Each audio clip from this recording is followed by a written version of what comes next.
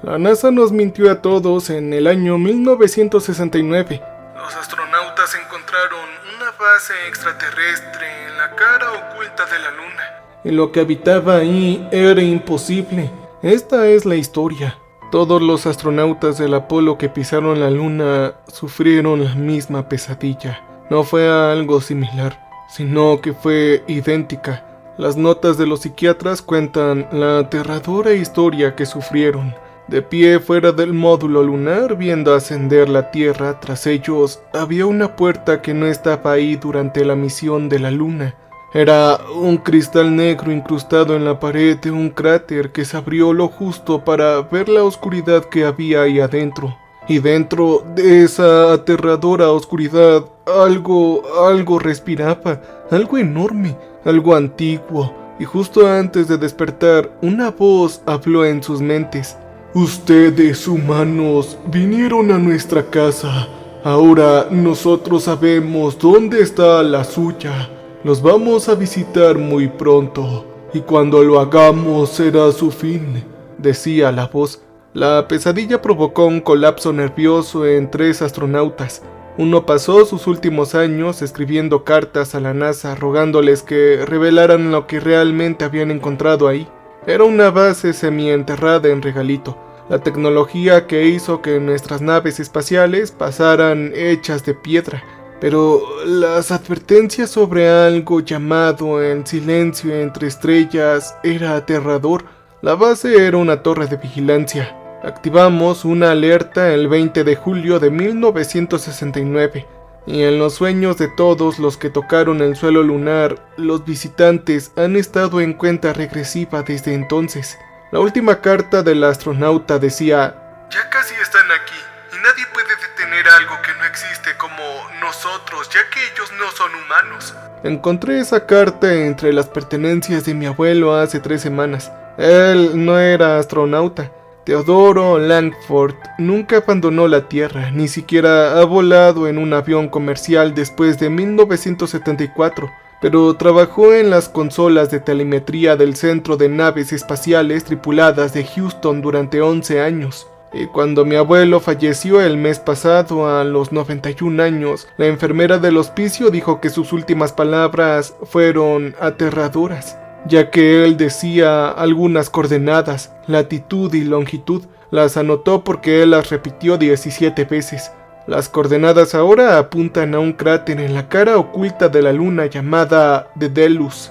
Hola, ¿qué tal? Yo me llamo Owen Langford y tengo 43 años. Hasta hace 3 semanas enseñaba astronomía en la Universidad de Rice, a 12 minutos de donde mi abuelo dedicó su carrera a escuchar a los hombres caminar en otro mundo. Tenía una vida musical normal, tenía un puesto fijo, tenía una casa en Montreux con una hipoteca que casi podía pagar, y también un Golden Retriever llamado Bowie que dormía a mis pies todas las noches. Ahora grabo esto desde una habitación de motel en Titusville, Florida, a 9.6 kilómetros del Centro Espacial Kennedy, y no he dormido en 4 días. 4 días, ya que cada vez que cierro los ojos veo la puerta, un cristal negro incrustado en la pared de un cráter que se abrió justo lo suficiente. Nunca había tenido ese sueño antes de encontrar la carta, antes de encontrar los cartuchos de película escondidos en el cajón del escritorio de mi abuelo fallecido, y antes de revelarlos en el cuarto oscuro de la universidad y ver lo que realmente fotografió el Apolo 11 el 20 de julio de 1969, debo decir que nos han mentido, nos mintieron a todos. Los astronautas, la NASA, el gobierno, todos sabían esto, y lo peor, la cuenta regresiva que mi abuelo escribió en sus últimas horas delirantes terminó hace 6 días. Sí, hace 6 días. No sé qué es lo que nos espera ahora, pero he conducido 900 metros para averiguarlo, porque las fotografías muestran una puerta que se abre y la única persona que podría saber por qué trabajó en Cabo Cañaveral hasta su desaparición en 1971. Su nombre era Bernardo Holloway, y creo que sigue vivo. La biblioteca pública de la ciudad olía a moho y a periódico viejo. ese olor que te transporta a la infancia antes de darte cuenta de lo que está sucediendo. Llevaba 6 horas sentado frente a la microficha hojeando periódicos del condado de 1969 a 1972 y sentía como si me hubieran echado arena en los ojos.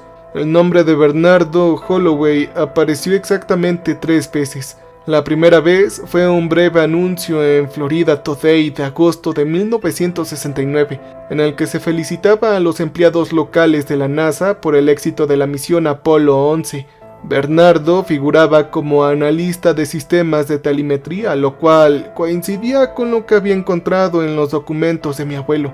La segunda mención se produjo en un evento benéfico en diciembre de 1970. Había una fotografía granulada de hombres trajeados dándose la mano en una cena de Rotary Club. Bernardo estaba en el fondo, medio de espaldas a la cámara, con el rostro borroso por la sombra y la sobreexposición. Para la tercera mención de este hombre fue su desafortunada desaparición. La nota decía lo siguiente: empleado local de la NASA está desaparecido. Decía el titular del 14 de marzo de 1971. El artículo apenas tenía 200 palabras. Bernardo Holloway, de 34 años, no se había presentado a trabajar durante 3 días consecutivos. Además, su coche fue encontrado en su residencia en Riverside Drive. No habían señales de forcejeo ni tampoco había ninguna nota. Su esposa, Elena, informó que había estado agitado en las semanas previas a su desaparición, aunque se negó a dar más detalles. La oficina del sheriff del condado de Riverside estaba investigando todo. No hubo un artículo posterior ni tampoco una resolución. Bernardo Holloway simplemente dejó de existir en el registro público después de marzo de 1971. Con mi teléfono inteligente fotografié los artículos y me froté las sienes. La biblioteca estaba a punto de cerrar en 20 minutos y yo no estaba más cerca de entender lo que mi abuelo estaba intentando decirme con sus últimas palabras. «Chico, creo que estás buscando en el lugar equivocado». Yo me giré tan rápido que casi tiré el lector de la mesa. Un hombre estaba de pie en el pasillo entre las estanterías. Era tal vez mayor de unos 70 años, con el rostro curtido por décadas bajo el sol de Florida. Vestía una camisa de trabajo azul descolorida y pantalones de vestir negros. Él me observaba con una expresión que casi no podía descifrar. «Sé que estás buscando a Bernardo Holloway. Lo has estado buscando todo el día. Te vi llegar esta mañana», dijo él. «Ajá, ¿y tú quién diablos eres?», pregunté. «Mi nombre es Gustavo Petone». Sacó una silla de una mesa cercana y se sentó sin pedir permiso, con un crujido audible en las rodillas. «Trabajé en operaciones de lanzamiento en Cabo Cañaveral del 62 al año 79. De hecho, conocía bastante bien a este chico, a Bernardo. Solíamos jugar al póker todos los jueves», dijo. Yo no sabía qué decir. La coincidencia me parecía demasiado obvia, demasiado conveniente, y había pasado suficiente tiempo en el mundo académico como para saber cuando alguien se estaba posicionando. Oye, ¿cómo es que tú sabes lo que estoy buscando?, dije. Gustavo sonrió, pero sin calidez. «Eres la tercera persona en este mes que viene a preguntar sobre Bernardo, y tú eres el nieto de Teodoro Langford. Reconocería esa mandíbula de acero en cualquier parte. Teodoro, o más bien Teo para los amigos, trabajábamos juntos durante casi una década», dijo. El sonido del nombre de mi abuelo en boca de este desconocido me revolvió el estómago. «Ajá, ¿tú conociste a mi abuelo? Entonces, si tú lo conocías y lo apreciaste, ¿por qué dejaste de hablar con él en el 74? Al igual que todos los que querían conservar su trabajo y la cordura, ¿eh?» Gustavo se inclinó hacia adelante y bajó la voz. «Tu abuelo pasó los últimos 3 años de su carrera intentando que alguien escuchara lo de los datos de telemetría, lo que los astronautas realmente vieron ahí en la luna, las fotografías que nunca llegaron a los archivos oficiales», dijo. Instintivamente llevé la mano al bolsillo de mi chaqueta donde estaban las fotografías reveladas en un sobre manila. Las llevaba a todas partes desde que me fui de Houston, demasiado paranoico para dejarlas en la habitación del motel. «Oye, ¿de qué hablas? ¿Qué fotos?», pregunté poniéndolo a prueba. Gustavo bajó la mirada a mi bolsillo y luego a mi cara. Tú ya lo sabes, hijo, por eso estás aquí, ¿no? Él se levantó lentamente, con sus articulaciones protestando. Ahora, déjame decirte algo. La biblioteca está a punto de cerrar, y este no es un lugar para este tipo de conversaciones. Tú te alojas en el Riverside Drive, ¿no? Yo asentí sorprendido. Es el único motel decente de este lugar que acepta efectivo. Nos vemos en el restaurante Dixie mañana por la mañana a las 8 de la mañana. Está en Garden Street. No te lo puedes perder. Los mejores camarones a la roca de Florida y las mesas traseras son lo suficientemente privadas para lo que necesito decirte, dijo. Y él empezó a alejarse, pero luego se detuvo. Oh, y una cosa más. Dijiste que encontraste algo entre las pertenencias de tu abuelo, cosas como cartas, fotografías, supongo. Hagas lo que hagas, no se las enseñes a nadie. No hables de ellas por teléfono, ni siquiera escribas sobre ellas en correos electrónicos. Su rostro curtido estaba mortalmente serio. Las otras 2 personas que vinieron a preguntar por Bernardo este mes, una de ellas falleció en un accidente de coche hace 4 días. Al parecer, un vehículo perdió el control en una carretera recta a plena luz del día. El otro, bueno, no he podido contactarme con él desde el martes. Él se desvaneció antes de que pudiera responderme algo, dijo él. Y luego se fue. Yo me quedé sentado en la biblioteca vacía otros 10 minutos, escuchando el zumbido de las luces fluorescentes, intentando convencerme de que debía empacar mis maletas y conducir de vuelta a Houston, de vuelta a mi casa, a la escuela, con mi perro, a pagar mi hipoteca y a mi vida segura y sin complicaciones. Pero seguía pensando en las últimas palabras de mi abuelo, en las coordenadas que repitió 17 veces, el cráter llamado Daedalus en la cara oculta de la luna, donde ninguna misión Apolo había alunizado jamás, donde ningún ojo humano había mirado directamente, y yo seguía pensando en la fotografía que llevaba en el bolsillo, la que mostraba una estructura semienterrada en regalito lunar, con sombras extraterrestres en el fondo y una superficie demasiado lisa, con ángulos demasiado precisos. Era una puerta demasiado obvia como para ser algo natural. La cuenta regresiva sé que ya había terminado hace 6 días. Fuera lo que fuese que sucediera, ya estaba demasiado ebrio para irme. Ya estaba demasiado inmiscuido como para marcharme. Recogí mis cosas y me dirigí a la salida, intentando no pensar en accidentes de coche, en carreteras rectas a plena luz del día.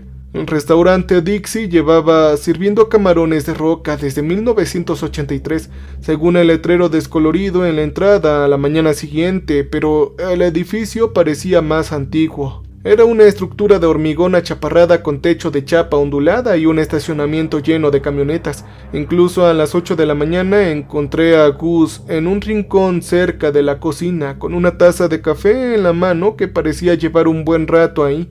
No se levantó cuando me acerqué, simplemente señaló con la cabeza el asiento vacío frente a él y esperó a que yo me sentara.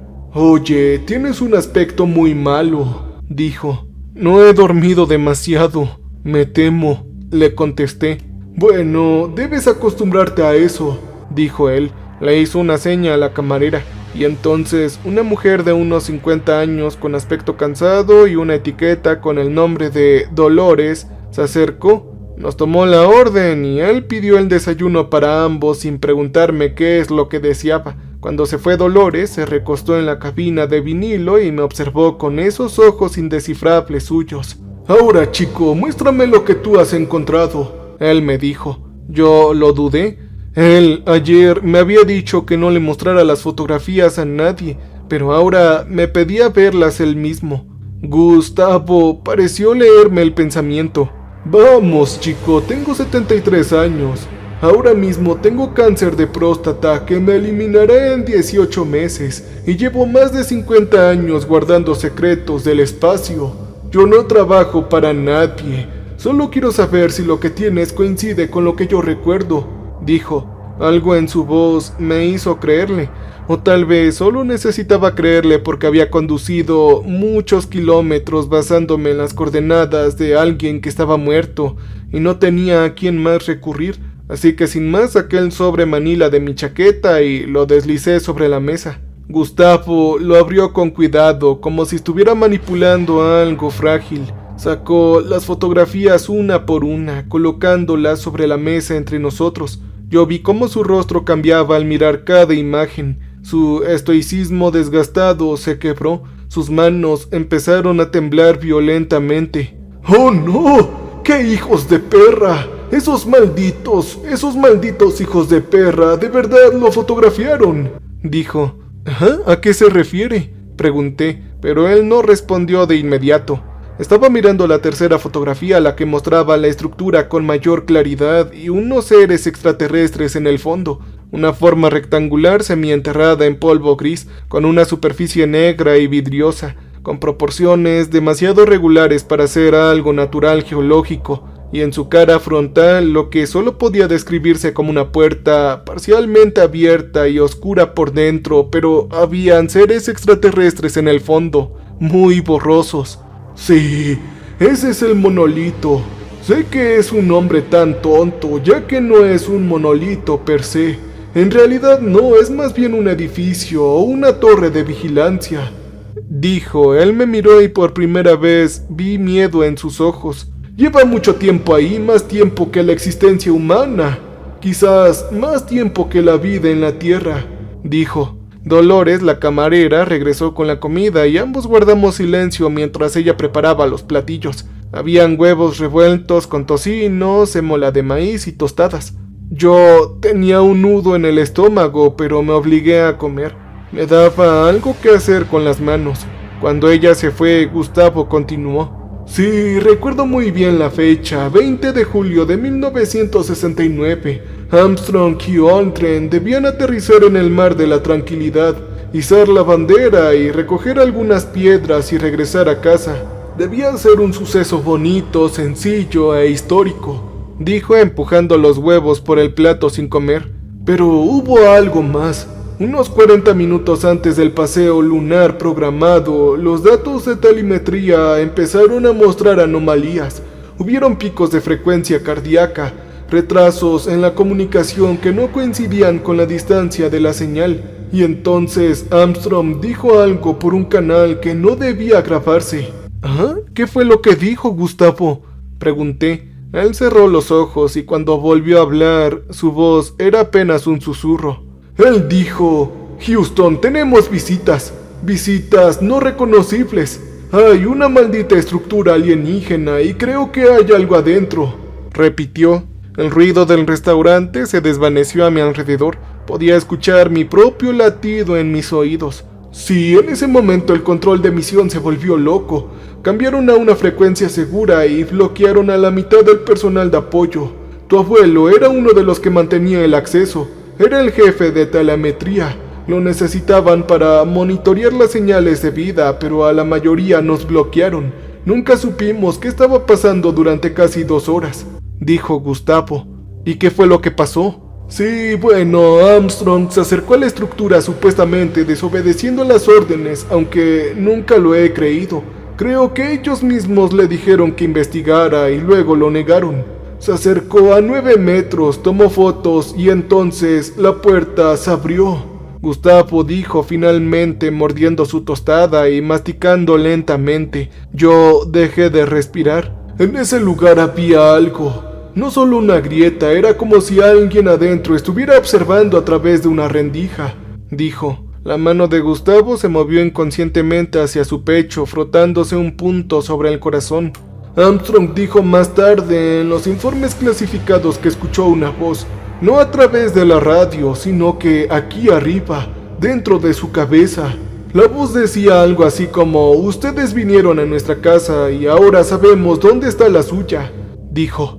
Oh, no, eran las mismas palabras de la carta de mi abuelo, las mismas palabras de pesadilla que me habían estado atormentando desde que revelé estas fotografías. Entonces esto, la NASA, ellos lo encubrieron, ¿verdad?, dije, y no era más bien una pregunta, era una confirmación. En menos de 24 horas, muchacho, las fotografías fueron confiscadas, los datos de telemetría fueron alterados y todos los que sabían algo fueron interrogados y amenazados. Fue algo de seguridad nacional, así lo llamaban, prevención de pánico masivo. Gustavo se rió con amargura, como si mantener a la gente ignorante fuera a protegerlos de lo que sea que hubiera dentro de esa maldita cosa. Y en ese momento Bernardo Holloway era un buen hombre, inteligente y con principios. Él no podía vivir con la mentira, dijo Gustavo apartando el plato. Al parecer se le había acabado el apetito de comer. A principios del 71 empezó a hacer copias, documentos, fotografías, grabaciones de audio, todo lo que caía en sus manos. Iba a hacerlo público, a llevarlo a los periódicos, a las universidades, a cualquiera que quisiera escucharlo, pero luego desapareció. Lo atraparon primero, o al menos eso pensé durante 50 años. Pero hace 6 meses recibí una carta sin remitente, con metasellos de algún lugar de Nuevo México. Tenía una línea, la cual decía: la cuenta regresiva termina pronto. Encuentra al nieto de Teodoro. Y ahí supe que Bernardo Holloway me había enviado una carta y está vivo. No lo sé con certeza, pero alguien quiere que yo te encontrara. Alguien que conoció a tu abuelo. Gustavo metió la mano en su bolsillo y sacó un papel doblado. La carta incluía coordenadas. No la luna, era algún lugar en Arizona, un lugar llamado Winslow. Yo conocía ese lugar, o más bien todos conocen ese lugar. Es un pueblo en la Ruta 66, famoso por la canción de Aiken y poco más. ¿Y por qué más? ¿Por qué ahí? No lo sé, pero creo que es ahí a donde debemos ir, dijo Gustavo, deslizando el papel por la mesa. Soy demasiado viejo ahora, chico, y estoy demasiado enfermo para hacer este viaje solo. Y tú eres demasiado joven en esto para ir sin alguien que entienda a qué nos enfrentamos. Yo desdoblé el papel. Las coordenadas estaban escritas con letra apretada y temblorosa. Debajo de estas había una frase: la atalaya tiene una gemela. ¿Qué es esto? ¿Qué significa?, pregunté. Oh, la atalaya tiene una gemela. La verdad es que no lo sé, pero creo que Bernardo lleva ahí 50 años escondido y creo que por fin está listo para explicar el por qué. Él se levantó dejando caer un billete de $20 sobre la mesa. Ahora vuelve al motel y haz las maletas. Te recogeré en 2 horas. Nos vamos a ir en mi camioneta. Es menos llamativa que en lo que tú estás alquilando. Él se fue sin decir una palabra más. Me quedé solo en la cabina mirando las coordenadas en mi mano, escuchando los sonidos cotidianos de un grupo de Florida de personas desayunando, e intenté convencerme de que no iba a conducir por todo el país para encontrar un hombre que llevaba medio siglo desaparecido. Afuera, el sol de la mañana brillaba en este lugar, proyectando largas sombras en el estacionamiento. La gente normal estaba haciendo su vida normal, desayunando o yendo a trabajar, preocupándose por la hipoteca y los pagos de su coche. Ninguno sabía lo que yo sabía, ninguno había visto estas fotografías. Pensé en mi abuelo en sus últimos días delirando por la fiebre, repitiéndole las coordenadas a una enfermera de cuidados paliativos que probablemente pensó que solo estaba confundido. Había guardado este secreto durante más de 50 años. Lo llevó consigo durante el resto de su carrera y su jubilación. En mi infancia, la muerte de mis padres y todo. Fuese lo que fuese que eso significara, presentía que estaba a punto de descubrirlo. Nosotros cruzamos a Alabama justo después del atardecer, con la carretera de la costa del Golfo extendiéndose llana y oscura ante nosotros. La camioneta de Gustavo era una Ford F-150 del 98, con manchas de óxido y muy ruidosa, con una grabadora de cassette que solo reproducía una cinta muy desgastada, la cual era la copia de American Recordings de Johnny Cash. Llevaba metida en el reproductor desde el año 2003. Llevábamos 6 horas escuchando las mismas 12 canciones una y otra vez, lo cual no me importaba. La música llenaba el silencio entre nosotros y nos daba algo en lo que concentrarnos, además de las fotos en mi bolsillo y las coordenadas en mi bolsillo. ¿Estás casado, chico?, preguntó él. Vi los faros de los coches que pasaban deslizándose por el parabrisas. Lo que yo dije fue que me interesaban más las estrellas muertas que la gente viva. No estás del todo equivocado, él dijo. Mi esposa falleció en 2009. Tuvimos 42 años juntos. Ella nunca supo lo que yo hice o lo que vi. Quise decírselo tantas veces, pero me quedé callado, negando con la cabeza. Era más fácil mantenerlo oculto. Era más seguro. ¿Y crees que hubiera cambiado algo si le hubieras dicho? Creo que ella me habría creído, y creo que creer la habría destruido, igual que está destruyendo a todos los que saben. Él me miró con el rostro fantasmal a la luz de su tablero. Tu abuelo nunca se volvió a casar después de que falleció tu abuela, ¿no? Sí, yo tenía 12 años cuando ella falleció. Vivió solo casi 30 años después de eso. Una vez me dijo en el 72 o quizás 73 que no podía pedirle a nadie que compartiera lo que él guardaba en su interior. Dijo que no sería justo cargar a alguien con ese tipo de conocimiento cósmico. Dije, las manos de Gus apretaron sobre el volante. Entendí lo que quería decir y todavía lo entiendo. Nosotros paramos a repostar en Biloxi, Mississippi, en una parada de camiones que olía a diésel y comida frita. Yo entré para usar el baño y comprar café mientras Gustavo llenaba el tanque. El espejo sobre el lavabo era viejo, con manchas del tiempo, de esos que se ven en las áreas de descanso que no se han renovado desde los 80s. Me estaba lavando las manos sin mirar realmente al espejo, cuando las luces parpadearon una sola vez, solo un instante, pero en ese instante vi algo detrás de mí, una extraña figura en el espejo. Alta y gris, de pie en la esquina, cerca del dispensador de toallas de papel. No tenía rasgos humanos, era solamente una silueta vagamente humanoide observándome con lo que parecía ser una atención intensa y paciente. Para cuando yo me di la vuelta y confirmar sobre su existencia, ahí no había nada, solo las paredes de azulejos mugrientos y el zumbido de los tubos fluorescentes. Cuando volví a mirarme al espejo, mi reflejo no se veía muy bien. Las proporciones estaban desproporcionadas, como si el cristal estuviera ligeramente deformado, como si mi cara no me perteneciera del todo. Yo parpadeé y la sensación pasó, pero me temblaban las manos mientras me las secaba.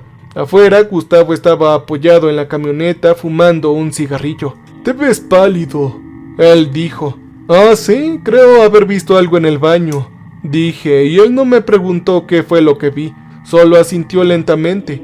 Dejó caer el cigarrillo y lo aplastó con su bota. «Ya está empezando», dijo. «Esto le pasa a todo el mundo con el tiempo después de ver las fotografías. Una vez que sabes qué pasa allá arriba, empeorará antes de mejorar, si es que mejora». Volvió a subirse al asiento del conductor y condujimos toda la noche. No pude dormir ni siquiera cuando Gustavo se ofreció a parar. Cada vez que cerraba los ojos, veía esa maldita silueta extraterrestre en el retrovisor, esa silueta alta y oscura sin rostro, y detrás, siempre detrás, la puerta en la pared del cráter de cristal negro apenas entreabierta. En algún lugar de Luisiana, sobre las 3 de la mañana, sonó mi teléfono. No reconocí el número. Tenía número de Houston, pero eso no significaba nada últimamente, y yo contesté de cualquier forma. «¿Hola?», dije, pero solo hubo estática, una larga interferencia silbante como el sonido de una radio vieja entrecortada, y luego una voz distante y distorsionada pronunciando palabras que no podía entender. ¿Quién habla?», pregunté. Ahora la interferencia cambió, transformándose por un instante en algo que casi comprendía. Una sola frase repetida 2 veces. «Es gemela. La gemela es la clave». Entonces la línea se cortó. Me quedé mirando el teléfono que tenía en la mano. El registro de llamadas mostraba que la conversación había durado 47 segundos, pero habría jurado que fue más larga. ¿Mucho más? «¿Quién te marcó?», preguntó Gustavo. «No lo sé. Dijeron algo sobre la gemela. La misma frase de la carta». Gustavo guardó silencio un buen rato. Cuando volvió a hablar, su voz sonaba tensa. «Sí, mi esposa solía recibir llamadas extrañas en los meses previos a su fallecimiento. Estática, voces extrañas y frases sin sentido». Tragó saliva audiblemente. «Siempre me dije que solo era algún tipo de spam. Teleoperadores con malas conexiones, pero ella juró haber escuchado a alguien convencido en esas llamadas. Alguien que llevaba años muerto». «¿Quién? ¿Quién era?»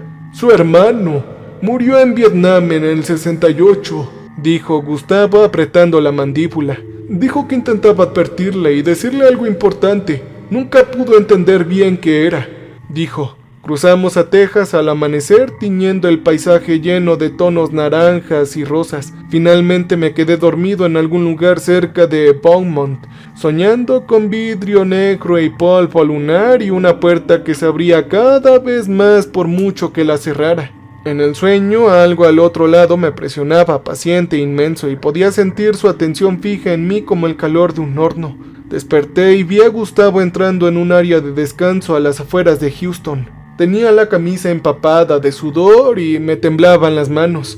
¿Tuviste una mala pesadilla?, preguntó sin verme. Se está volviendo cada vez más detallado y más real, dije. Él asintió como si lo esperara. A todos los que trabajaron en Apolo les pasó lo mismo. Con el tiempo dejas de distinguir entre dormir y estar despierto. Él apagó el motor.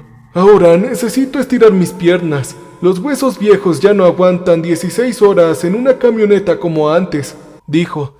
Salí y caminé hasta el borde del estacionamiento contemplando el desaliñado avión tejano.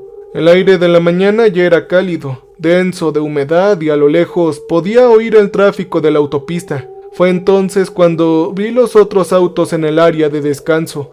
Eran 5, todos estacionados en una fila ordenada cerca del edificio de los baños. Había un sedán plateado, una camioneta blanca, una minivan azul y una camioneta negra, también un compacto rojo. Vehículos normales de los que se ven en cualquier lugar de Estados Unidos, pero nadie estaba dentro. Nadie caminaba por ahí estirándose ni usaba los baños. El área de descanso estaba completamente vacío, salvo por nosotros. También los 5 coches tenían los motores en marcha. Oye, Gustavo, creo que algo no anda bien, dije. Él se acercó siguiendo mi mirada. Se puso pálido al ver los vehículos parados. Chico, esto es malo, sube a la camioneta, es muy malo, dijo en voz baja. ¿Qué es lo que pasa?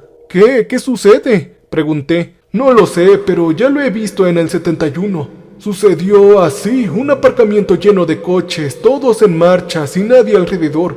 Fue el día en que Bernardo desapareció. Él me agarró del brazo y me jaló hacia la F-150. ¿Qué pasa con esa gente?, pregunté. No queremos estar aquí cuando ellos lleguen, dijo. Casi habíamos llegado a la camioneta cuando empezó el ruido.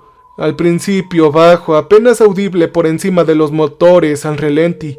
Un zumbido profundo y resonante que venía de todas partes y de ninguna a la vez. Vibraba en mi pecho, en mis dientes, en los huesos de mi cráneo. La misma frecuencia que la estática de la llamada, la misma frecuencia de que algo que había oído en sueños sin registrarlo conscientemente sucedía aquí. La frecuencia de la puerta al abrirse. Gustavo se tambaleó agarrándose el pecho con el rostro contraído por el dolor. Luego él se desplomó contra el costado de la camioneta, deslizándose hasta el asfalto. Lo agarré antes de que su cabeza tocara el suelo, bajándolo con todo el cuidado que pude, sintiendo su pulso latir erráticamente bajo mis dedos. «Quédate conmigo, amigo. Vamos, quédate conmigo». Él tenía los ojos muy abiertos, mirando algo que yo no podía ver. Sus labios se movieron formando palabras sin sonido, y entonces, con terrible claridad, él habló. «Ellos ya están aquí. Oh, Dios mío, están aquí. Han entrado por la puerta gemela. Han estado aquí todo este tiempo, recordando nuestros puntos ciegos y esperando a que la puerta se abriera lo suficiente para dejar pasar a los demás», dijo. «Gustavo, necesito llamar al 911, ahora». Él levantó la mano de golpe agarrándome la muñeca con una fuerza sorprendente. «No confíes en nadie. En la gente que parece normal, que actúa con normalidad, ahora ya no lo son. Algunos llevan años sin serlo», dijo. «Encuentra a Bernie.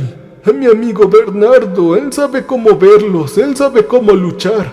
Y tras decir eso, el zumbido se intensificó detrás de mí.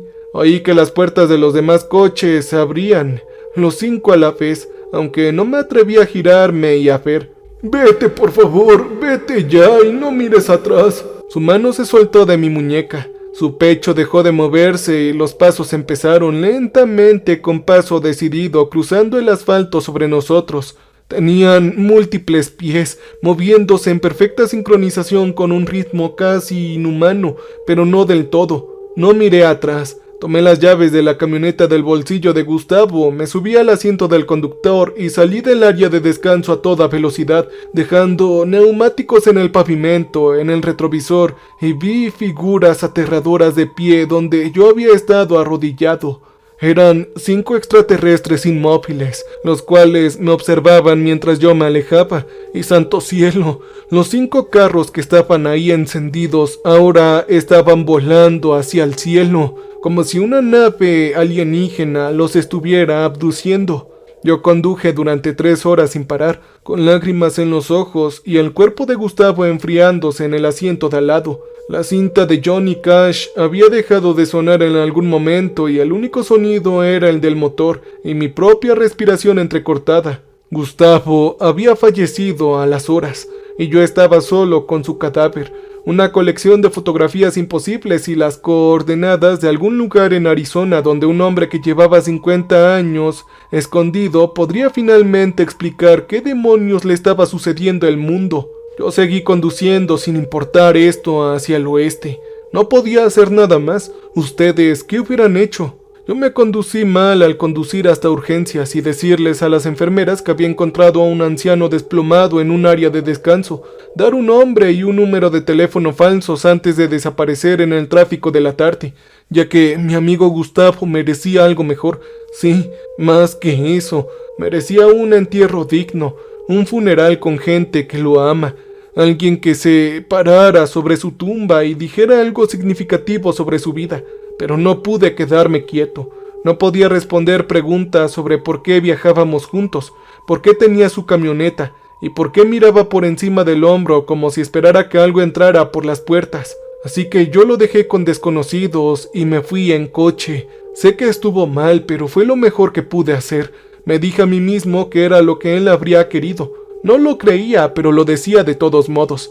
El viaje de San Antonio a Winslow fue de otras 12 horas. Y llegué en 10, parando solo para echar gasolina, tomar café y vomitar una vez a la orilla de la carretera a las afueras de El Paso por todo lo que había visto. Las náuseas habían empezado en algún lugar cerca de Fort Stockton, una sensación profunda y continua que parecía surgir de mis huesos en lugar del estómago. El espejo permanecía vacío, pero la sensación de ser observado no desaparecía. Llegué a mi destino justo después de la medianoche.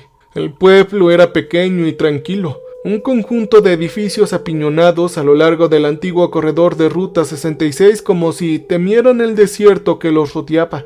La mayoría de las tiendas estaban a oscuras, sus ventanas reflejaban el resplandor ámbar de las farolas. Yo salí de la carretera principal y tomé un camino de tierra que mis farolas apenas iluminaban. La camioneta avanzaba a saltos sobre surcos y piedras hasta que llegué a una puerta de madera con un buzón oxidado al lado.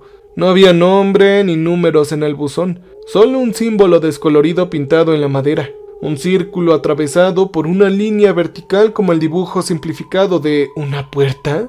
Yo me bajé de la camioneta y me quedé en la oscuridad escuchando todo. El desierto bullía con pequeños sonidos. El canto de los insectos, algo susurrando entre la maleza, el lejano aullido de los coyotes, sonidos normales, naturales, pero debajo ahí, tan débil que parecía ser mi imaginación, podía escuchar ese zumbido, la misma frecuencia alienígena del área de descanso, la misma frecuencia de mis sueños. «Oh, tú debes de ser el nieto de Teodoro», dijo una voz. Yo me di la vuelta buscando un arma que no tenía. Un hombre estaba a unos 10 metros de distancia, surgiendo de la nada. Era viejo, quizás de unos 80 años o quizás más, con el pelo blanco muy corto y un rostro que parecía tallado en arena del desierto. Vestía unos pantalones vaqueros, una camisa de franela y botas que habían resistido décadas de uso intensivo. «¿Tú eres Bernardo Holloway?», dije. «Sí, ese fue mi nombre alguna vez», dijo. Me observó con ojos que captaban la luz de las estrellas de forma inquietante, reflejándola como si fuera un animal. «Te he estado esperando. Sabía que Gustavo te encontraría y tú vendrías. Simplemente no sabía si llegarías tan lejos», dijo. «Oye, Gustavo está sin vida». Holloway asintió lentamente, sin sorpresa en su rostro curtido. Sí, yo lo sentí en el momento en que su corazón se detuvo. Lo sentí como si una puerta se cerrara. Vamos, entra. Tenemos mucho de qué hablar y tenemos muy poco tiempo. Lo seguí a través de la puerta y por un sendero sinuoso hasta una pequeña casa de adobe enclavada en una formación rocosa. El edificio parecía antiguo, con sus paredes gruesas y curvas y sus ventanas pequeñas y hundidas. Pero cuando Holloway abrió la puerta, el interior estaba lleno de equipos modernos. Computadoras Alien, monitores, dispositivos que yo no reconocía. Todos zumbaban suavemente en la oscuridad. «Siéntate, voy a preparar café porque parece que lo necesitas», dijo señalando una silla de cuero desgastada cerca de una chimenea apagada. Las paredes estaban cubiertas de fotografías, documentos, mapas, recortes de periódicos, con décadas de investigación, fijadas con chinchetas, cinta adhesiva y chinchetas en cualquier superficie disponible. Yo reconocía algunas imágenes, como fotos de la misión Apolo, planos de las instalaciones de la NASA y rostros de astronautas que había visto en libros de historia, pero también habían otras imágenes que no entendía. Fotografías de áreas de lugares desérticos marcados con coordenadas, imágenes borrosas de formas que podría haber sido estructuras o efectos de luz. Y por cierto, dibujos, cientos de dibujos, todos representando lo mismo. La puerta de cristal negro apenas entreabierta. Yo empecé a verla en el 70, dijo Bernardo regresando con 2 tazas de café humeante. Unos meses después de la misión Apolo 11, al principio solo eran sueños, como todos los demás, pero luego empecé a verlo despierto, en reflejos, en sombras y con el rabillo del ojo. La puerta estaba por todas partes y siempre se abría un poco más. «¿Qué es eso? ¿Qué hay del otro lado?», pregunté.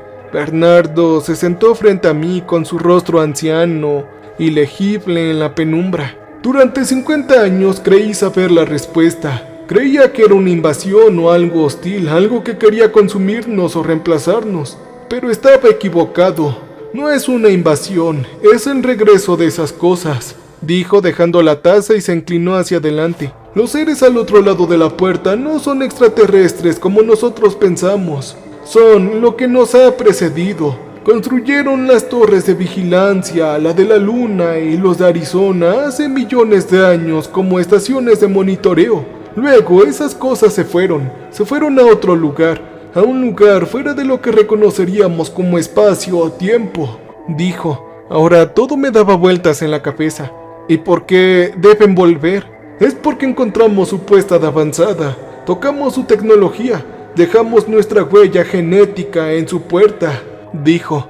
Y esas cosas no regresan para destruirnos, regresan para recogernos, para llevarnos con ellos, el material genético a donde quiera que ellos vayan. Estas cosas nos quieren evolucionar a la fuerza, ven potencial en nuestra especie, algo que vale la pena preservar y que vale la pena transformar.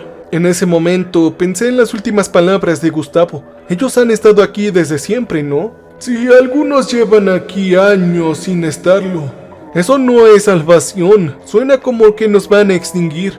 ¿Es en serio? Es como cuando una oruga se convierte en mariposa, se extingue o simplemente se convierte en algo nuevo, dijo. Yo me puse de pie incapaz de quedarme quieto. Oye, parece que los estás defendiendo, amigo. Estas cosas eliminaron a Gustavo, ¿lo olvidas? Llevan décadas escondidos entre nosotros, y tú estás de su lado. Yo no estoy del lado de nadie.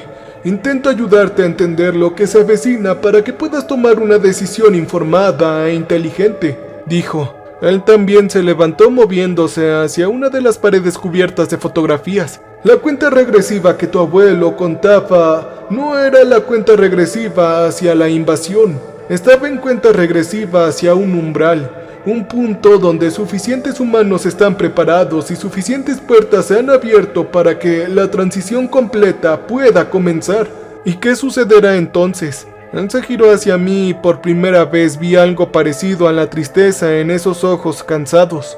Entonces todo va a cambiar, chico. Todos en la Tierra, todos a la vez, preparados, guiando la transformación, ayudarán a los demás a superarla. Pero no será algo opcional, será gradual. Él extendió la mano y me agarró del hombro con una fuerza sorprendente. Tienes quizás 72 horas antes de que su alcance en el umbral pueda afectarnos a todos. 72 horas para decidir si quieres luchar contra esto, aceptarlo e intentar encontrar una tercera opción que nadie más ha considerado. ¿Cuál es la tercera opción? Bernardo sonrió, pero no había calidez en su sonrisa. Eso es lo que yo he estado haciendo, 50 años intentando averiguar, y creo que por fin tengo la respuesta. Pero primero necesito mostrarte algo, la verdadera razón por la que he estado escondido aquí todo este tiempo. Él abrió una puerta y reveló una escalera que descendía a la oscuridad. La gemela no es solo una estación de monitoreo, es un transmisor, y he pasado los últimos 50 años aprendiendo a enviar un mensaje a través de esta. Empezó a bajar las escaleras y tras un momento de vacilación yo lo seguí hacia la oscuridad. La escalera descendía más de lo que debería haber sido posible. Conté los escalones mientras bajábamos. Era una costumbre de mi infancia, algo que mi abuelo me enseñó a hacer cuando estaba ansioso. Yo dejé de contar en el escalón 300. Para entonces ya deberíamos estar en las profundidades del desierto, pero el aire no se sentía comprimido ni vaciado. En todo caso se sentía más tenue, más limpio, como la atmósfera a gran altitud. Bernardo caminaba delante de mí y sus pasos resonaban en las paredes que no podía ver en la oscuridad. No había traído una linterna y yo tampoco, pero de alguna manera había suficiente luz para orientarse. Una tenue luminiscencia que parecía provenir de las propias paredes, latiendo suavemente como un corazón lento. Encontré esto en 1973. Me llevó 2 años descubrir cómo abrirla, y otra década para comprender lo que yo veía, y 30 años más para aprender a usarla. ¿Usarla? ¿Usarla para qué? Para comunicarte. Los seres que construyeron estas estructuras no experimentan el tiempo como nosotros. ¡Oh, no! Para ellos el pasado y el futuro son solo direcciones diferentes como el norte y el sur. Las torres de vigilancia les permiten enviar mensajes en esas direcciones, como advertencias, instrucciones e invitaciones. Se detuvo en un rellano que no me había dado cuenta de que estaba ahí. He estado enviando mis propios mensajes e intentando negociar. ¿Negociar? ¿Negociar qué? Oh, ¿eres tonto o qué? Una alternativa, genio. Una forma en que la humanidad conserve su esencia sin dejar de participar en lo que venga. Empezó a caminar de nuevo. Estas cosas no son seres irracionables. Solo son muy ancianos y han olvidado lo que es ser joven. Están apegados a solo una forma de ser, a una sola forma, dijo, y llegamos al pie de las escaleras y me quedé sin aliento. La cámara se extendía ante nosotros, imprescindiblemente vasta, con el techo perdido en la oscuridad, y en el centro, elevándose del suelo de piedra como algo que hubiera crecido allí en algún lugar de haberse construido, estaba la gemela. Era idéntica a la estructura de las fotografías de mi abuelo, cristal negro, liso y sin rasgos distintivos, rectangular pero con proporciones que parecían cambiar al observarlas demasiado tiempo. Una puerta o algo parecido estaba incrustada en su fachada, parcialmente abierta, oscura por dentro, pero a diferencia de la atalaya lunar, estaba rebosado de actividad. Luces pulsaban bajo su superficie, con patrones que podrían haber sido lenguaje o algo completamente distinto, y el zumbido que había estado oyendo desde el área de descanso era abrumador, tan profundo y resonante que podía sentir cómo reorganizaba algo fundamental en mi pecho. «Es hermoso, ¿verdad?», dijo, estando a mi lado y su rostro curtido iluminado por las luces parpadeantes. «He pasado 50 años aquí trabajando y todavía no puedo mirarlo sin sentir que estoy viendo a Dios. Esto es lo que construyeron hace millones de años, pero es solo la entrada. La estructura real existe en dimensiones para las que no tenemos nombre. Lo que ves es como la punta de un iceberg. Si este se extendiera en diferentes direcciones que la geometría humana no puede describir». Él caminó hacia ella y al cabo de un momento lo seguí. «La puerta en la luna debe ser igual. ¿O me equivoco?», pregunté. «Sí, están conectadas no por el espacio, sino por algo profundo. Si atraviesas uno, podría salir por el otro». «¿Entonces lo has hecho? ¿O lo has probado siquiera?». Él se rió con un sonido seco y sin humor. «Sí, una vez en 1987. Estuve dentro por lo que parecieron ser unos minutos, pero cuando salí habían pasado 6 meses», dijo. Él tocó la superficie negra y las luces parpadearon con más intensidad en respuesta. Ahí vi cosas extrañas, cosas que no puedo procesar del todo. Los seres mismos, o al menos las partes de ellos que existen de maneras que puedo percibir, no son malévolos, ni siquiera son indiferentes. Son curiosos, fascinados por la humanidad. Desde su perspectiva esto es un regalo, el mayor regalo inimaginable. Eso de participar en una conciencia colectiva que abarca dimensiones que ni siquiera podemos imaginar. Pero entiendo por qué no nos parece algo así. Y por eso he estado buscando una alternativa. ¿Qué alternativa? Una elección genuina para cada ser humano del planeta.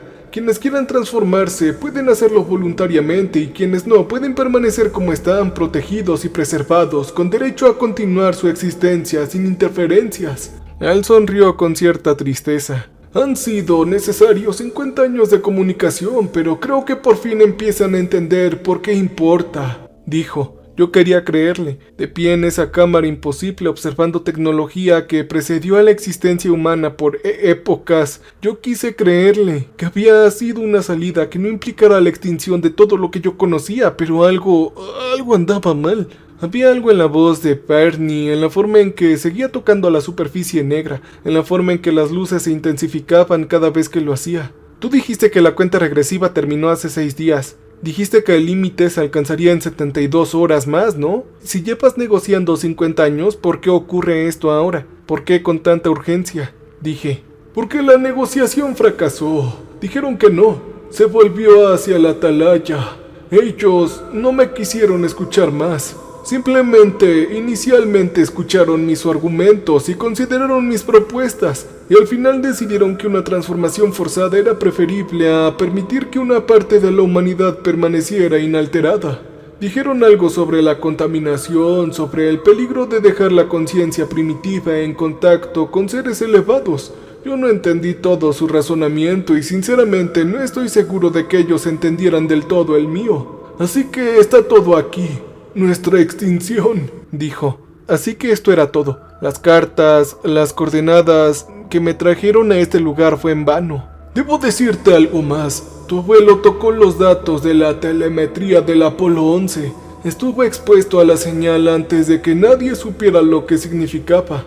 Esa exposición cambió algo en su ADN, algo que transmitió a sus hijos y nietos. Dio un paso atrás. ¿De qué hablas? Sí, la negociación fracasó, pero eso no significa que me haya rendido. Él se giró para verme y sus ojos ahora estaban demasiado raros, muy brillantes y muy profundos, reflejando colores que no deben existir. Hay otra opción, una que no quería usar, pero aún podría funcionar. Las torres de vigilancia no son solo receptores y transmisores. Oh, no. También son amplificadores. Con la conciencia adecuada canalizada a través de ellos, pueden emitir una señal lo suficientemente potente como para anular el protocolo de transformación y proteger a todos en la Tierra para siempre. ¿Qué tipo de conciencia? Conciencia humana, inalterada, incontaminada, pero genéticamente preparada para interactuar con la tecnología. Él dio un paso hacia mí y yo di otro atrás. La exposición de tu abuelo hizo que toda su línea de sangre fuera compatible con los sistemas de la atalaya. Eres una de las 12 personas en el planeta que podrían hacer lo que hay que hacer, dijo. Pero, ¿qué es lo que se debe hacer exactamente? El rostro de Holloway se contrajo con algo que podría haber sido arrepentimiento. Tienes que cruzar la puerta, dejar que la atalaya absorba tu conciencia y la transmita por la red. Entonces así tu mente humana inalterada amplificará 1.000.000 de veces y actuaría como una plantilla, un patrón protegido que la transformación no podría sobreescribir. Salvarías a todos, amigo. Cada ser humano en la Tierra conservaría su naturaleza esencial gracias a tu sacrificio, dijo. ¿Sacrificio? ¿Quieres decir que voy a morir? Así es. Lamentablemente tu cuerpo fallecerá. Tu forma física será consumida por el proceso de la interfaz, pero tu conciencia persistirá distribuida por esta red, vigilando a la humanidad mientras existan las torres de vigilancia, dijo. Se acercó y me di cuenta de que estaba contra la pared. No tendrás una muerte inminente, en realidad no. Es la trascendencia a una existencia diferente, a una que la mayoría de la gente nunca tendría acceso. ¡Oh, no! No lo haré. Me trajiste aquí para eliminarme. Toda esta charla sobre las opciones y alternativas. Solo me estabas aflandando, ¿no? No, yo intentaba ayudarte a entender lo que está en juego. Pasé 50 años buscando otra salida. En verdad sí. En verdad que sí. Exploré todas las opciones y agoté todas las posibilidades. Este es el único camino que conduce a la supervivencia de la humanidad como especie. Y tú, amigo mío, eres el único que puede recorrerlo, hacerlo. ¿Y tú por qué no puedes hacerlo? También estuviste expuesto, ¿no? Algo cruzó en su rostro, dolor o quizás vergüenza. Ya lo intenté en el 87, cuando crucé la puerta. Pensé que podría ser el modelo correcto, con el patrón protegido. Él se levantó la manga revelando una piel que se veía demasiada lisa y uniforme, como plástico moldeado para parecer carne. Pero yo ya estaba contaminado. La exposición había ido demasiado lejos y la atalaya me rechazó. Me escupió después de 6 meses de intentar integrar mi conciencia. Ya no soy lo suficientemente humano como para salvar a la humanidad. Observé su brazo, su suavidad extraña. ¿Tú eres uno de ellos o te estás convirtiendo en uno de ellos? Contéstame. Estoy en un punto intermedio, hijo. Ni completamente humano, ni completamente transformado.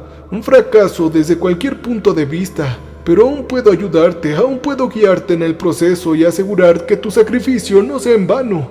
Yo miré la puerta de cristal todavía entreabierta, aún oscura por dentro. Sabía que en aproximadamente 70 horas todos los que había conocido dejarían de existir como individuos, se convertirían en parte de algo más grande.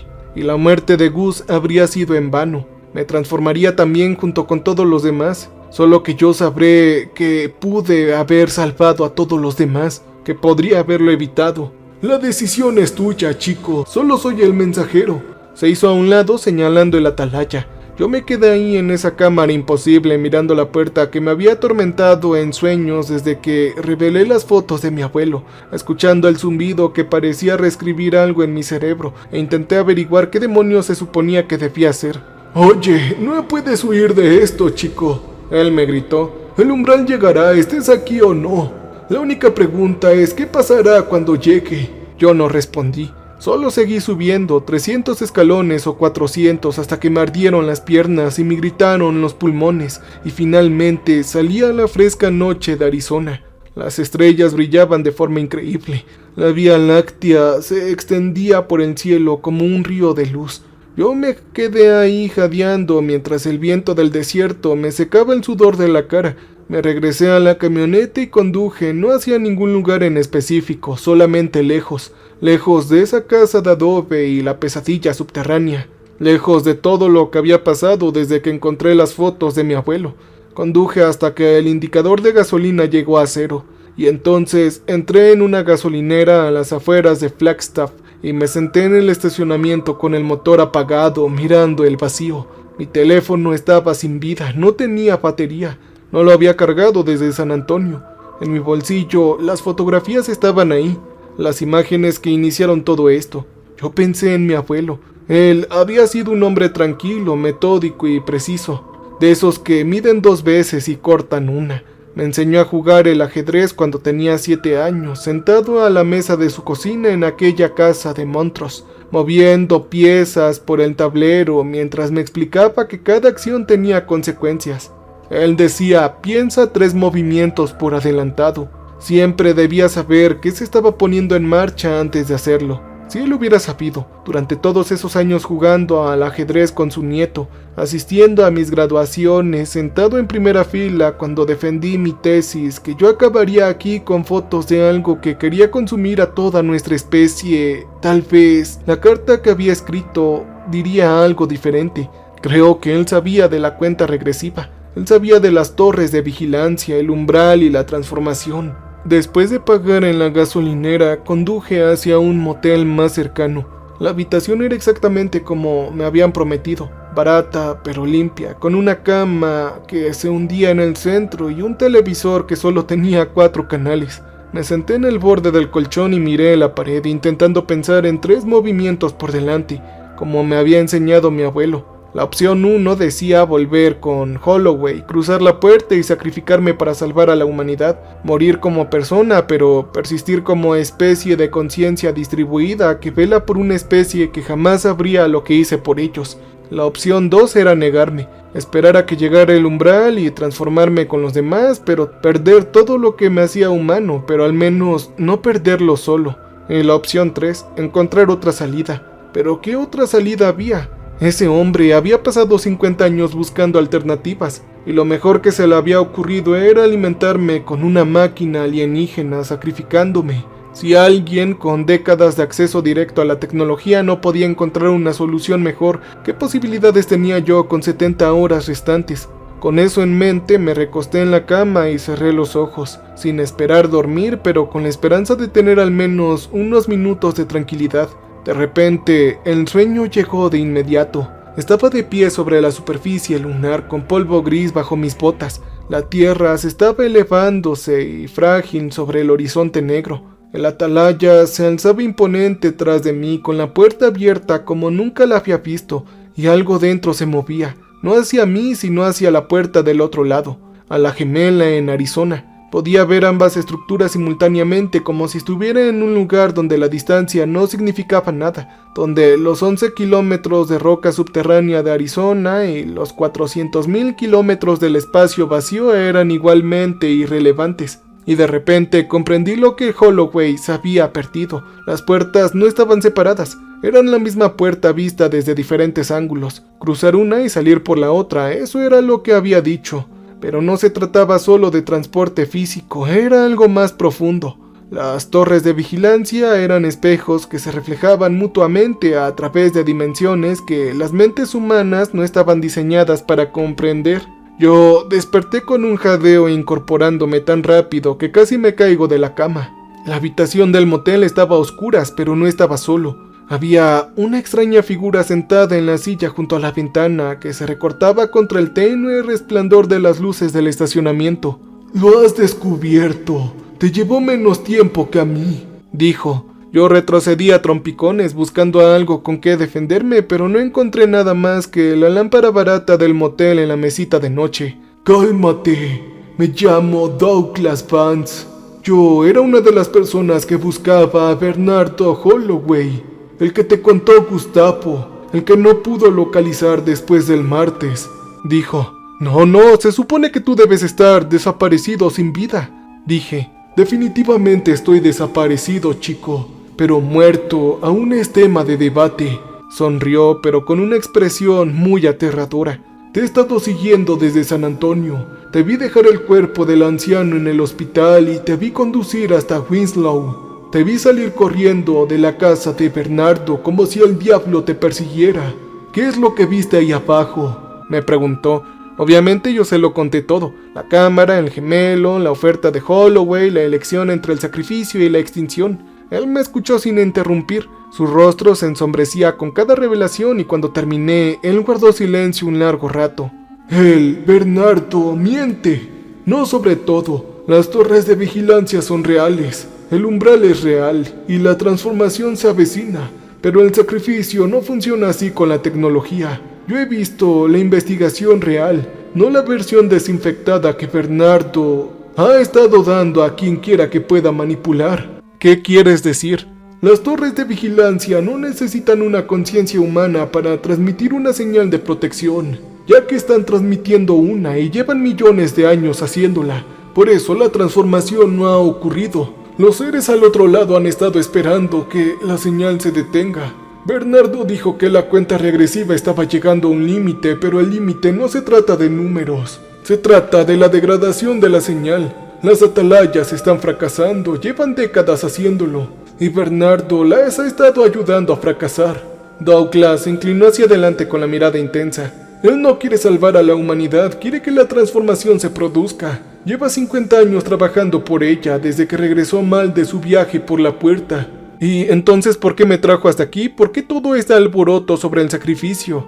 Porque las torres de vigilancia deben ser destruidas por completo para que la transformación avance sin obstáculos. Y la única manera de destruirlas es desde dentro. No te pedía que salvaras a la humanidad, te pedía que la condenaras. ya que tu conciencia canaliza a través del sistema, sobrecarga la señal de protección y derribaría ambas torres simultáneamente. La habitación ahora parecía inclinarse a mi alrededor. Todo lo que Holloway había dicho, cada palabra de su triste historia sobre negociaciones fallidas y decisiones imposibles había sido una mentira. Había sido una mentira. ¿Y cómo lo detengo? ¿Cómo arreglo la señal en lugar de interrumpirla? Eso es lo que he estado intentando averiguar durante los últimos 3 años. Y creo que con tu compatibilidad genética y mi investigación podríamos tener esa oportunidad, dijo. Se levantó y se dirigió hacia la puerta. Pero tenemos que actuar rápido. Él sabe que escapaste y te estará buscando. No estás solo. Los parcialmente transformados, los que están en los puntos ciegos, le son leales, incluyendo algunos seres extraterrestres. Quieren que esto suceda, así que te van a atrapar, dijo. ¿A dónde iremos? Iremos de vuelta a la gemela, dijo Douglas, pero esta vez lo arreglaremos en lugar de romperlo. Él tenía su coche aparcado al final del estacionamiento. Era una Jeep Cherokee destartalada que parecía haber visto décadas mejores. Me subí al asiento del copiloto mientras arrancaba el motor y salíamos a la carretera vacía en dirección sur. Oye, ¿cómo te involucraste en todo esto? Pregunté mientras las luces se apagaban tras nosotros. Gustavo mencionó que buscabas a Bernardo, pero no dijo por qué. Mi padre trabajó en el laboratorio de propulsión a chorro en los años 70. Formó parte del grupo que analizó las muestras lunares de las misiones del Apolo 11 y 12. De pequeño solía tener estos episodios, terrores nocturnos y delirios paranoicos, todo este paquete. Mi madre pensó que era trastorno de estrés postraumático de Vietnam, pero nunca había servido. Él apretó la mandíbula. Se quitó la vida cuando yo tenía 14 y dejó una nota en ese momento que no tenía sentido. Algo sobre las puertas, en silencio y visitantes de otro mundo que ya estaban aquí. Oye, yo lo lamento. En serio que sí. Pasé 20 años intentando entender lo que quería decir. Me llevó a Bernardo y a las torres de vigilancia y a todo. Tu abuelo mantuvo su carga en silencio. Mi padre no pudo con la suya, pero quizás juntos podamos asegurarnos de que ninguno de los dos muriera en vano. Faltaban 63 horas para el umbral y por fin tenía un plan que no involucraba mi sacrificio. Nos acercamos al complejo de Bernardo desde el este, usando un lavadero seco que según Douglas nos mantendría ocultos de la casa principal. Oye, la entrada a la cámara está en el sótano. Tras bajar las escaleras en una puerta al fondo de la sala principal, dije cuando llegamos a la casa. Douglas asintió mirando a algo en su teléfono, un dispositivo que había modificado para detectar la frecuencia específica que emitían las torres de vigilancia. Él guardó el teléfono en su bolsillo y sacó un pequeño dispositivo de su mochila, un cilindro del tamaño de una linterna cubierto de símbolos que no reconocí. Es un amplificador de señal. Mi padre lo construyó antes de morir basándose en fragmentos de investigación que sacó a escondidas del JPL. Si logramos acercarlo lo suficiente al núcleo de la torre de vigilancia, debería recuperar la señal de protección a su máxima potencia. Esto no se ha probado. Mi padre nunca tuvo la oportunidad, pero es la mejor opción que tenemos. Llegamos a la casa de adobe sin incidentes. La puerta principal estaba entreabierta sin llave y al interior estaba oscuro a pesar de la luz de la mañana. Fui primero recorriendo la habitación desordenada con sus paredes llenas de fotografías y documentos. La escalera descendía a la oscuridad abierta. «¿Sabe que hemos venido?», dijo Douglas en voz baja. «Sí, probablemente lo supo en el momento en que cruzamos su propiedad», dije. Empecé a bajar las escaleras con una mano apoyada en la pared para mantener el equilibrio y la otra agarrando el amplificador que Douglas me había dado. Cuando llegamos al fondo, Bernardo nos esperaba. Estaba de pie en la atalaya, con las manos apretadas contra la superficie, sus ojos reflejando esa luz imposible, y parecía más viejo que hace 2 días, más curtido y más desgastado. La transformación también se había acelerado en él. «Oh, vaya, me preguntaba si volverías», dijo, resonando su voz extrañamente en la cámara, con una capa de armónicos que me hicieron doler los dientes. «Esperaba que lo hicieras, amigo. Habría sido una pena ir de casa», dijo. «Se acabó, Bernardo», Douglas replicó dando un paso hacia adelante, colocándose entre él y yo. «Sabemos lo que realmente estás haciendo y sabemos que las torres de vigilancia son protección, no preparación, y vamos a arreglar lo que has estado rompiendo». dijo, pero Bernardo se rió y el sonido no era el adecuado. Fue demasiado profundo, demasiado resonante. Provenía de otro lugar que no era su garganta. ¿Arreglarlo? ¿De qué hablan? No pueden arreglar algo que nunca existió, dijo Bernardo. Se giró para mirarnos de frente y vi que su transformación había avanzado más de lo que creía. Su piel tenía ahora esa suavidad plástica en la mitad de su rostro, y sus movimientos eran fluidos de una forma que las articulaciones humanas no deberían permitirlo. Escúchenme bien, los seres al otro lado de esa puerta han existido durante miles de millones de años. Han evolucionado más allá de todas las limitaciones a las que nos aferramos como niños asustados, y necesitan nuestro permiso para llevarnos. Debemos aceptarlo, dijo. Luego, la voz de contestación de Douglas era firme y desafiante. Si son tan poderosos como dices, ¿por qué nos esperan? ¿Por qué la cuenta regresiva?, dijo. De pronto, la expresión de Bernardo se desvaneció. Algo parecido a la incertidumbre cruzó sus rasgos transformados. Ellos no nos están tomando, nos están invitando. La transformación no es un regalo ofrecido libremente a cualquier especie que alcance cierto nivel de desarrollo. Sin embargo, esta invitación solo puede aceptarse colectivamente. Una conciencia descendente, una mente protegida transmitiendo resistencia, y todo el proceso fracasa. Por eso te necesito a ti, amigo, me señaló. La exposición de tu abuelo te convirtió en una llave perfecta, la única mente capaz de abrir o sellar la puerta para siempre. Pero tú has elegido mal, escapaste, y ahora tengo que hacerlo por las malas, dijo. Se movía más rápido de lo que podía distinguir. Un momento estaba a 3 metros de distancia y al siguiente justo frente a Douglas, con su mano aferrándose al cuello de este hombre. Douglas jadeó aferrándose a la empuñadura. Sus pies se despegaron del suelo. El amplificador. Es un diseño ingenioso. Tu padre era brillante, Douglas. ¿Sabes? Si hubiera vivido, podría haber descubierto cómo detenerme hace décadas. Él dijo, examinando el cilindro con aparente interés. Pero él no ha sobrevivido y tú tampoco lo harás. Escuché el crujido del cuello de Douglas desde donde estaba.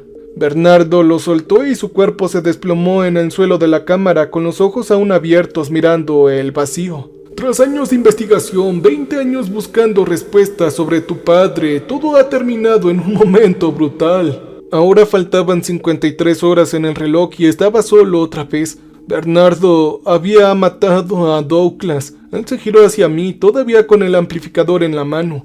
«Oh, sí, ¿dónde estábamos?», dijo. Yo debería haber corrido. Mi instinto me gritaba que escapara, que hubiera subido esas escaleras y condujera hasta que no pudiera más. Pasar mis últimas horas lo más lejos posible de esta pesadilla. Pero no dejaba de pensar en lo que Douglas había dicho en el carro. Mi abuelo había mantenido su carga en silencio y su padre no pudo con la suya. Pero quizás juntos podríamos asegurarnos de que ninguno de los dos hubiera muerto en vano. Pero ahora Douglas estaba sin vida, Gustavo también y mi abuelo también. Todos los que intentaron luchar contra esta cosa, todos los que llevaron la verdad y buscaron la manera de salvar a la humanidad se habían ido. Todos menos yo. Oye, el amplificador no es la única manera de amplificar la señal, dije con mi voz más firme de lo que esperaba. Tú mismo me lo has dicho, mi conciencia es compatible con el atalaya. Puedo interactuar con él directamente, dije, y Bernardo entrecerró los ojos. Si interactúas con él, destruirás la señal de protección, dijo. Sí, de eso se trata. Eso es lo que quiero. Di un paso hacia el atalaya y luego otro.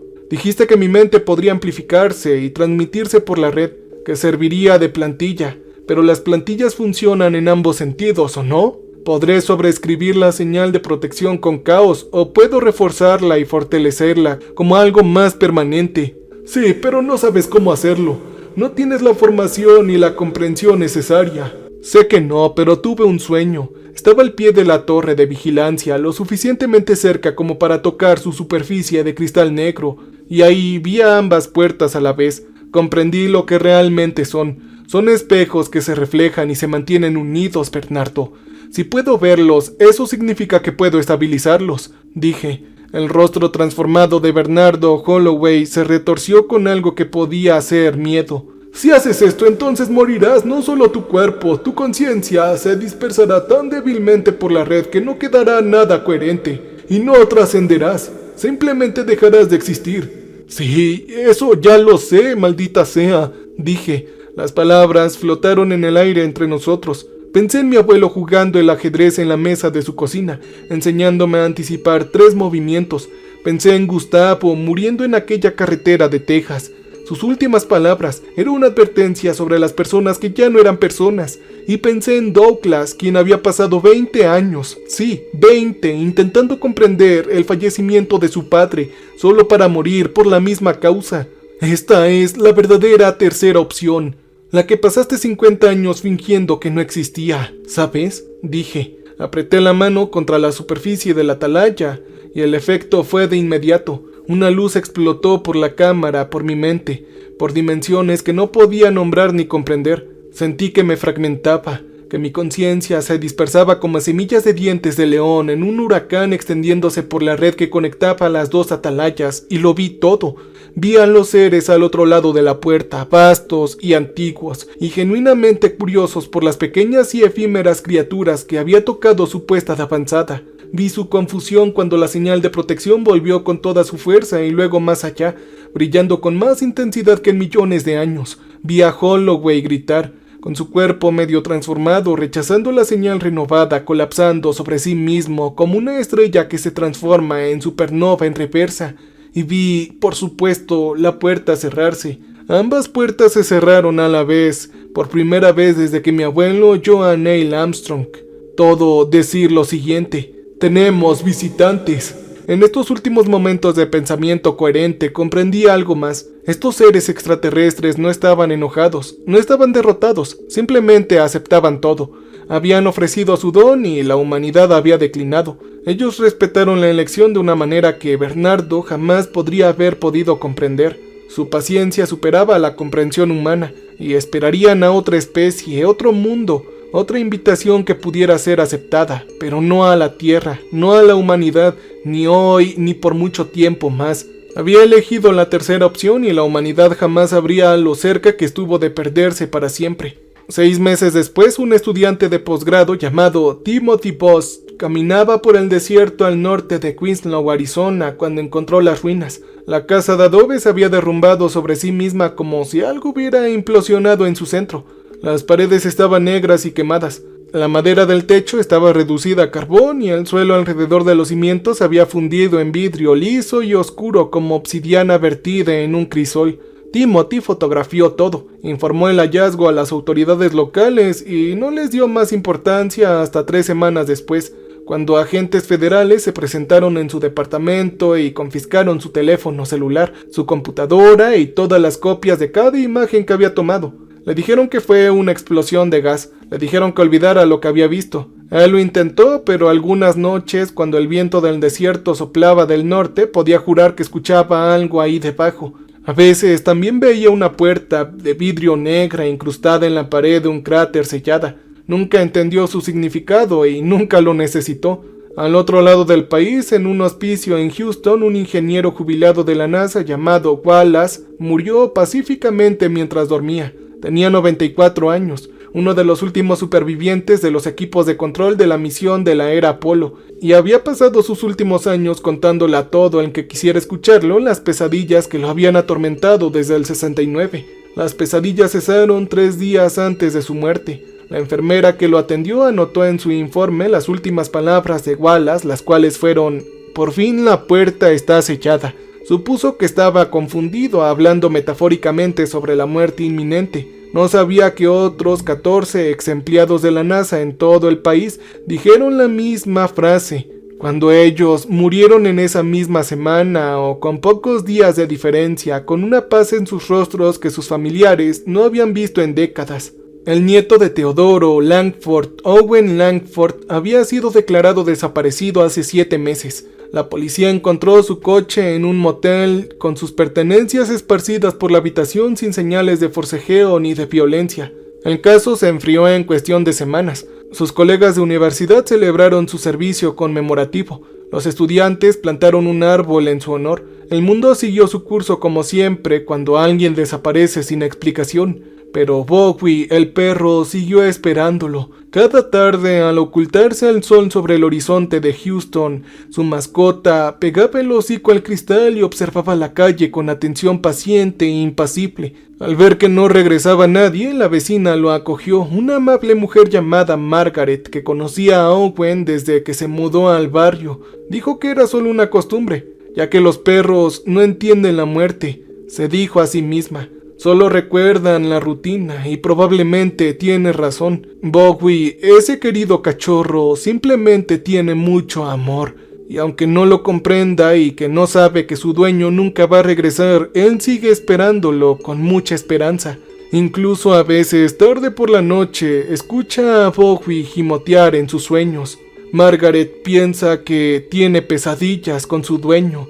Y cuando va a verlo, lo encuentra tendido bajo la luz de la luna, meneando la cola lentamente, con la mirada fija en algo que ella no puede ver, algo que se mueve por la habitación como un susurro, algo que escucha, algo que huele. Y cuando ella entra en la habitación y ve al perro un poco más feliz, huele a algo raro, como a polvo lunar y fotografías antiguas. Ahora mismo la puerta está cerrada, pero una parte de Owen Langford sigue velando por el mundo que había salvado, y en silencio entre las estrellas, algo antiguo y paciente dirigía su atención a otra galaxia, tal vez a otro planeta, esperando la siguiente invitación, ya que siempre habría otra puerta que abrir. Cambio y fuera.